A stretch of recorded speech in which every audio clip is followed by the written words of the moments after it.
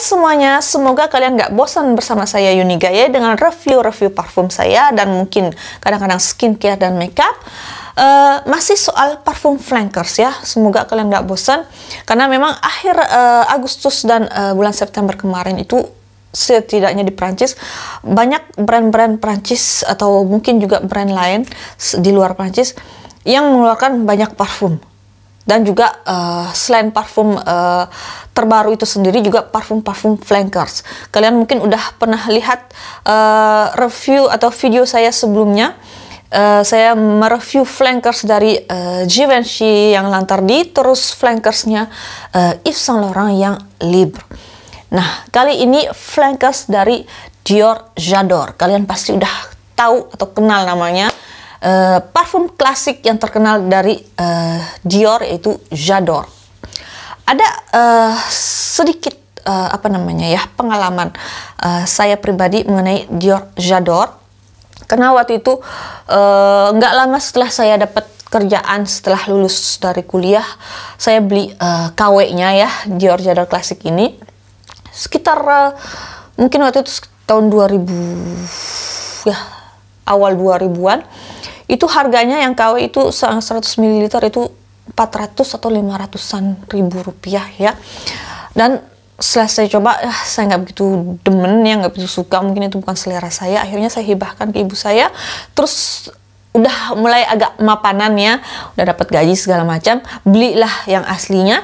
Dan ternyata juga nggak suka. Dan saya kasih ke siapa ya, lupa. Pokoknya intinya ternyata di hidung saya tuh aroma bunga putih itu terlalu menyegrak, menyengat di hidung saya, jadi bikin pusing. Nah, ini alasan kenapa saya nggak begitu demen pakai Dior J'adore klasik, karena mungkin dari kalian yang belum pernah tahu atau belum pernah sniff Dior J'adore klasik ini, dia itu dominan banget aroma jasmine. Jadi aroma jasminenya ini kenceng banget di Dior J'adore klasik. Ini pokoknya bikin pusing kepala buat saya pribadi. Saya lebih suka mencium wangi jasmine kalau misalnya di bunganya langsung gitu ya, metik jasminenya sendiri dibanding kalau aroma jasmine kalau udah dijadiin parfum. Entah kenapa saya lebih suka segernya dibanding yang kalau udah dijadiin parfum. Nah, oleh karena itu saya udah lama banget gak pakai Dior J'adore klasik. Ya, alasannya seperti itu. Terus setelah klasik ini memang sangat sukses, dia itu mengeluarkan banyak flankers yang saya pun karena pengalaman pertama saya seperti itu yang bikin pusing, saya nggak begitu minat dengan beli flankersnya. Mencoba mencium di kontor-kontor parfum pun saya nggak minat gitu.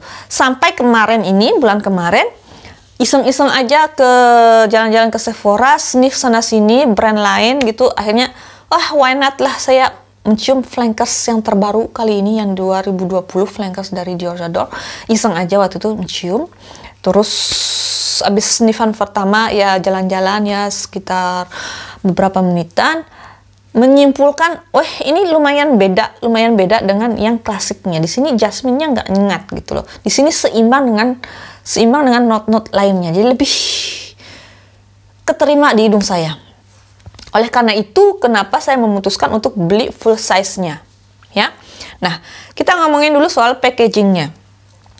Packaging Dior J'adore klasik, kalian mungkin udah tahu seperti ini. Ini saya cuman simpan miniaturnya sebagai kenang-kenangan.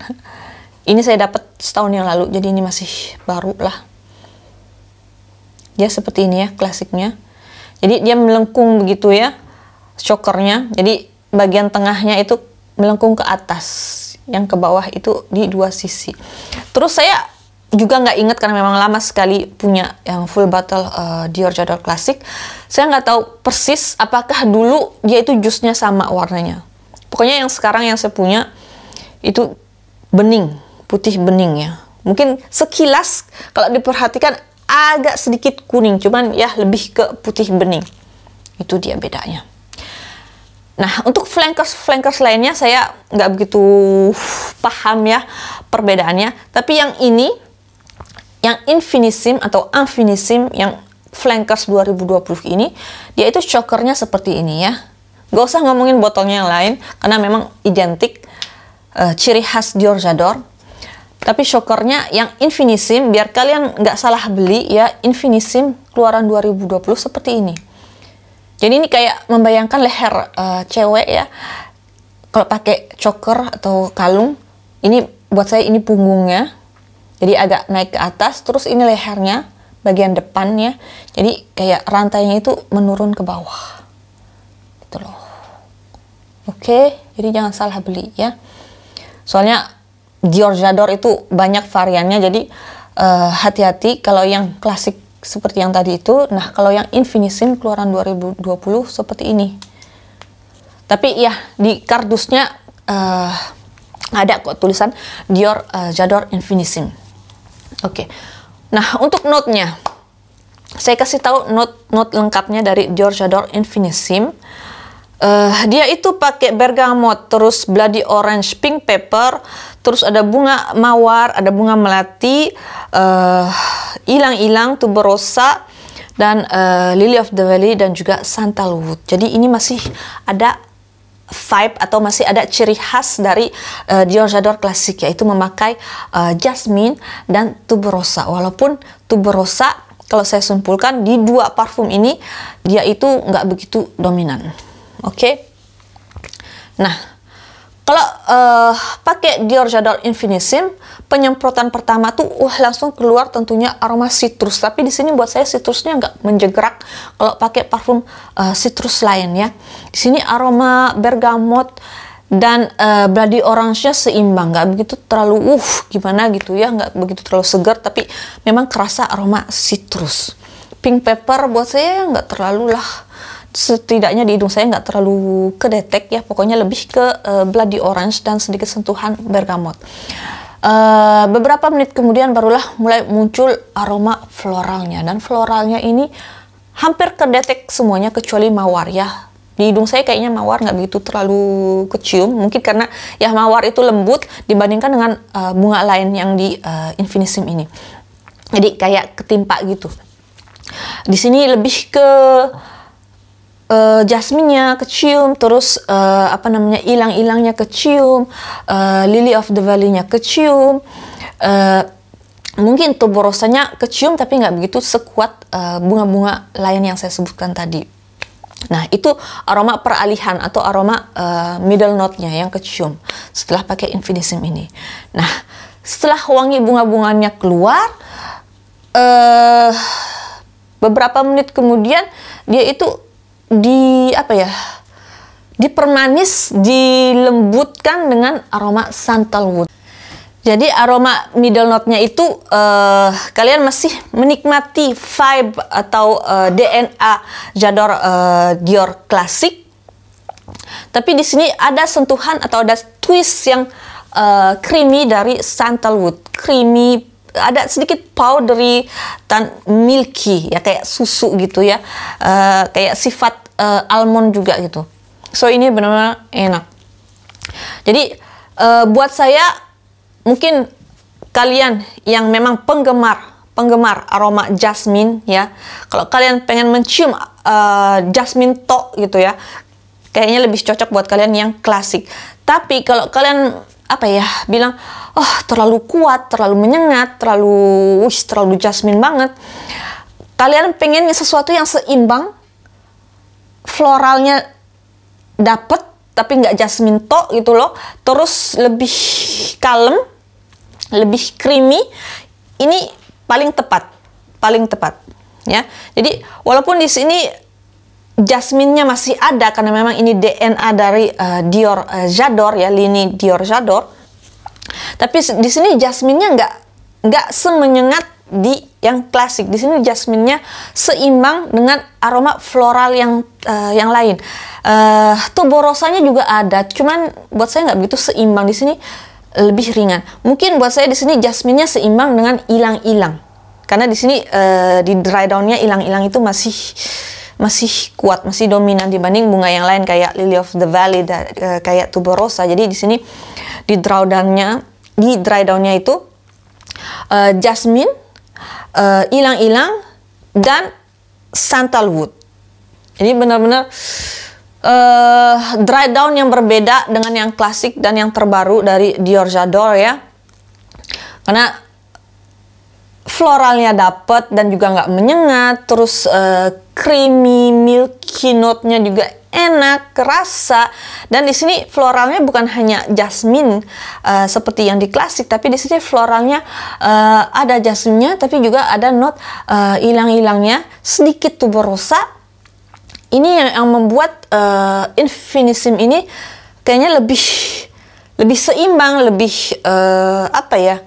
Lebih diterima ke hidung orang yang mungkin nggak terlalu suka aroma jasmine yang kuat, nggak suka aroma apa namanya white floral yang kuat. Jadi ini ini lebih seimbang, Dan kadang-kadang di jam-jam terakhir malah kalau saya cium, kalau pakai Infinissime ini malah bunga putihnya atau juga bunga ilang-ilangnya itu udah hilang, tapi yang kecium di jam-jam terakhir saya pakai ini malah aroma sandalwood yang creamy, milky.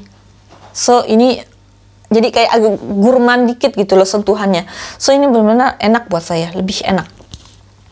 Jadi masih salah satu parfum flankers yang saya suka. Jadi nggak kecewa.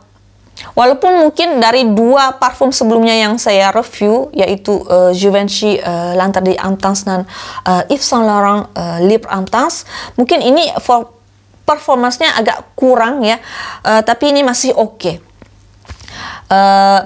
Bisa dibilang SP-nya atau sias dan apa namanya projection-nya bisa dibilang moderate dan agak ke skin note, mungkin karena ya itu tadi aroma floralnya nggak begitu nyegrak dibanding yang klasik, jadi projectionnya nggak begitu kuat, tapi masih kecium, moderate, dan ketahanannya sekitar 7-8 jaman, tapi ini masih oke ya untuk parfum zaman sekarang ya, parfum designer zaman sekarang sekitar 8 jaman itu udah rata, udah standar ya.